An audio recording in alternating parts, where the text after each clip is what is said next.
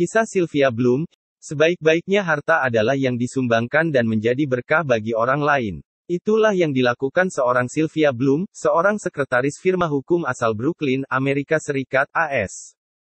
Kisahnya membuat orang takjub, meskipun bukan orang kaya dan bercap miliuner, Sylvia Bloom telah menyumbangkan sebagian besar harta yang dimilikinya untuk beramal. Kisah Bloom dimulai saat semua orang dibuat kaget dengan sebuah sumbangan yang masuk ke dalam lembaga amal Henry Street Settlement di AS medio 2016 lalu. Pasalnya, sumbangan sebesar 6,24 juta dolar atau setara dengan 87,3 miliar rupiah menjadi sumbangan terbesar dalam 125 tahun terakhir.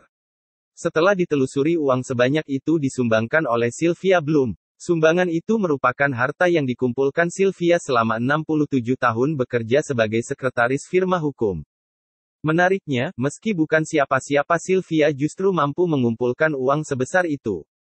Kok bisa? Jelas bisa. Sylvia memiliki cara unik untuk mengumpulkan uangnya, yaitu dengan mengamati investasi yang dilakukan oleh pengacara yang dia layani dan ikut melakukan investasi di sana. Jadi apabila bosnya membeli saham, dia pun akan membelinya juga meskipun jumlahnya kecil. Hingga akhir hidupnya, baru terungkap Sylvia telah mengolah aset lebih dari 9 juta dolar atau sekitar 126 miliar rupiah. Sylvia juga tidak pernah sekalipun bercerita tentang hartanya kepada siapapun. Menurut Jen Lokshin, keponakannya yang mengelola dana amal tersebut, semua orang tidak ada yang menyangka bahwa Sylvia bisa memiliki harta sebesar itu. Saya menyadari dia memiliki jutaan dan dia tidak pernah menyebutkan sepatah kata pun. Kurasa dia tidak berpikir itu urusan siapapun selain miliknya sendiri, ungkap Jen. Jen mengatakan Sylvia mengizinkan sejumlah uang untuk diserahkan kepada kerabat dan temannya. Tetapi sebagian besar kekayaannya akan diberikan untuk mendanai beasiswa bagi yang membutuhkan.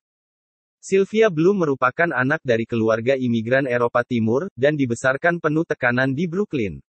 Dia menyelesaikan pendidikannya terakhir di Hunter College. Hingga pada 1947 dia bergabung dengan firma hukum di Wall Street, Cleary Gottlieb Steen dan Hamilton. Dia bekerja di sana sebagai karyawan paling pertama, dan bertahan selama 67 tahun. Sylvia menikah dengan Raymond Margolis yang meninggal pada 2002, selama hidup bersama pasangan itu tinggal di apartemen sewa. Lelaki itu hanya seorang petugas pemadam kebakaran yang pensiun jadi guru dan memiliki kerja sampingan sebagai apoteker. Hidupnya pun cenderung sederhana, untuk berpergian saja misalnya Sylvia selalu menggunakan kereta bawah tanah untuk bekerja, padahal jutaan dolar tabungannya bisa buat beli mobil. Jen mengatakan setelah 6,24 juta dolar sudah masuk ke lembaga amal, masih ada 2 juta dolar atau berkisar 28 miliar rupiah warisan Sylvia yang akan kembali diberikan untuk beramal.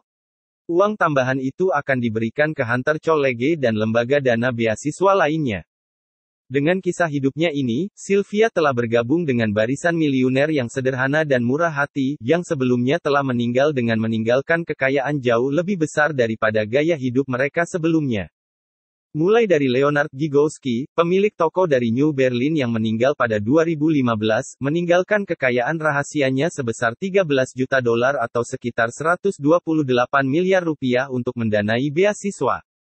Hingga Grace Groner, yang tinggal di sebuah rumah dengan satu kamar tidur di Lake Forest, Illinois, dan mewasiatkan tanah miliknya yang bernilai 7 juta dolar alias 98 miliar rupiah yang diberikan untuk alma maternya ketika ia meninggal pada tahun 2010 di usia 100 tahun.